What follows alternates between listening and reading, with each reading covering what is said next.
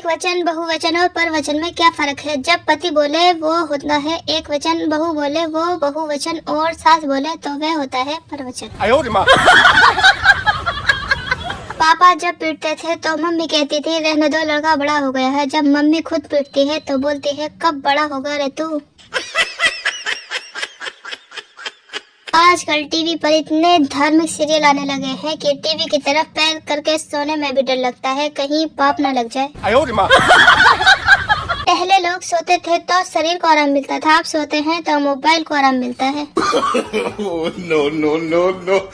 एक टकला बिना कॉलर की टी शर्ट में बीवी से पूछता है कैसा लग रहा हूँ? बीवी अजी छोड़ो भी। टकला अरे बता ना। बीवी अजी रहने दो, अब मैं क्या बताऊँ? टकला अरे बता भी, तुझे मेरी कसम। बीवी ऐसे लग रहे हो जैसे फटे हुए मोजे से अंगूठा बाहर निकल आया। नो। पहले लोग स्टेटस लगाते हैं, फिर देखते हैं किसने किसने देखा, फिर देखते हैं कि जिसके लिए लगाया है उसने देखा या नहीं, और इसी तरह पूरा दिन बर्बाद कर देते हैं।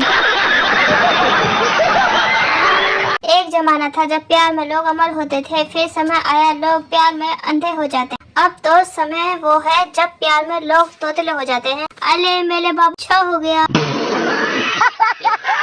जब अमेरिका में लाइट जाती है तो वो पावर ऑफिस में फोन करते हैं, जब जापान में लाइट जाती है तो वो फ्यूज चेक करते हैं, और जब भारत में लाइट जाती है तो सबसे पहले बाहर निकल कर देखते हैं सबकी गई है ना, फिर राहत की सांस लेते हैं। दिमाग एक ऐसा अंग है जिसका गर्म कर सकते हैं, ठंडा भी कर सकते हैं, खा भी सकते हैं, खराब भी कर सकते हैं, चाट भी सकते हैं, जिसकी बत्ती भी जला सकते हैं और दही भी जमा सकते हैं। नर्क में जाकर यमराज को बोल दिया ज्यादा ज्ञान न दो, तुम भी नर्क में ही हो। अब कढ़ाई में तेल गरम कर रहे हैं, शायद जलेबी खिलाएंगे। हमने चूम लिया उस जमी को जहाँ पड़ोसन ने पाँव रखे थे, और वो बेवफा हमारे घर आकर बोली बहन जी आपका पति मिट्टी खाता है। जिंदगी भी एक खेल ही है, बचपन में कौवा उड़ मैं ना उड़, जवानी में नींद उड़, चैन उड़, बुढ़ापे में बाल उड़, दांत। बात तो सही है। दोस्त तेरी बीवी ने मुझे घर से क्यों निकाला पप्पू? साले तेरे कहने पर मैंने उसे चैन गिफ्ट की थी इसीलिए निकाला। दोस्त चांदी की थी क्या? पप्पू नहीं साइकिल की। कभी सोचा है कि शादी के 15 साल बाद आदमी 50 का और महिला 30 की क्यों लगती है? क्योंकि हर बार हर पूजा में पत्नी कहती है हे भगवान मेरी उम्र भी मेरे पति को लग जाए। औरतों के पास यदि अलादीन का चिराग होता तो जिन या तो मेथी छाट रहा होता या फिर मटर छील रहा होता। नो। हर लड़का अपनी पहली डेट पर अंबानी का बेटा होता है और लड़की गोपी होती है। गोपी मैं वही लड़की हूँ जो कहीं भी जाकर सोचती हूँ कि घर पर ही रहती तो अच्छा होता। चार लोग क्या कहेंगे, कुछ नहीं, उनकी खुद की लगी पड़ी है। बात तो सही है। समझदार पत्नी वही होती है जो अपने पति को बार बार खर्चा करवा कर ऐसी हालत कर दे कि वो दूसरी औरत के बारे में सोचना ही छोड़ दे। पहले मेरा काम में मन नहीं लगता था, फिर मैं बहुत ही मेहनती लोगों के साथ रहने लगा। कुछ समय बाद अब उनका भी काम में मन नहीं लगता। सर्दियों में हम धूप सेकने के लिए सूरज को ढूंढते हैं, अब गर्मियों में सूरज हमें ढूंढ ढूंढ कर सेक रहा है।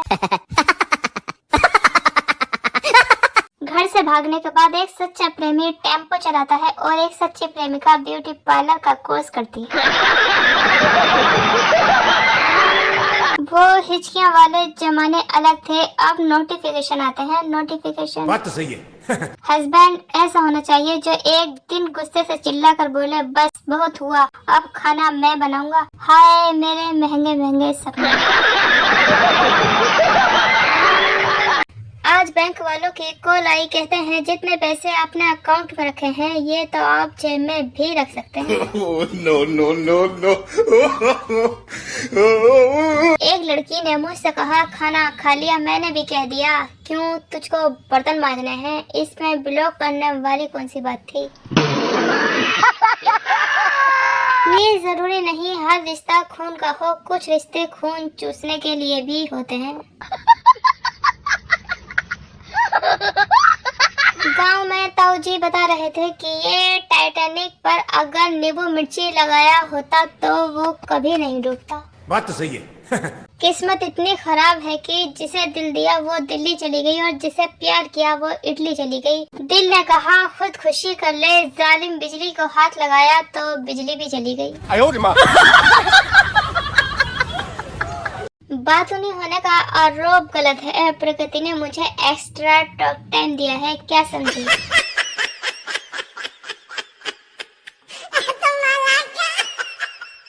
दूसरों की जिंदगी पर ध्यान देना बंद करो। अपने वजन, पैसे, रिश्ते, रूखी त्वचा, सूखे होठ और फटी एड़ियों पर ध्यान दो। बस खुद को व्यस्त रखो।